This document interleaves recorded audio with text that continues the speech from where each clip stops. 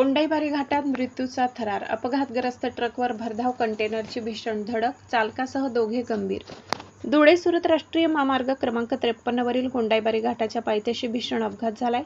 यापूर्वी अपघातग्रस्त होऊन महामार्गावर पलटी झालेल्या ट्रकला भरधाव कंटेनर क्रमांक GJ27 TD 1416 जोरदार धडकला.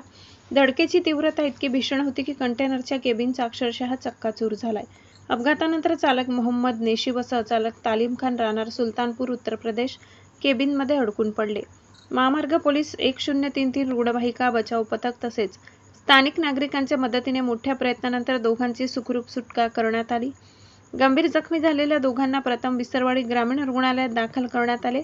तेथील प्राथमिक उपचारानंतर त्यांना पुढील उपचारासाठी नंदुरबार जिल्हा रुग्णालयात हलविण्यात आले. अपघातामुळे काही काळ धुळे सुरत महामार्गावरील वाहतूक विस्कळीत झाली होती. महामार्ग पोलिसांनी तात्काळ वाहतूक सुरळीत केली असून अपघाताचा पुढील तपास सुरू आहे.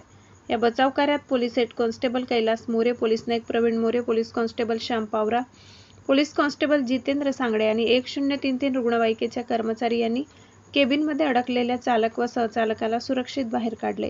दरम्यान कोंडाईबारी घाटात सातत्याने घडणाऱ्या अपघातामुळे हा घाट वाहन चालकांसाठी धोकादायक ठरत आहे. या मार्गावर कायमस्वरूपी सुरक्षा उपाययोजना, वेग नियंत्रण व्यवस्था आणि आवश्यक संरक्षक सुविधा उभारण्याची मागणी पुन्हा एकदा जोर धरू लागली आहे.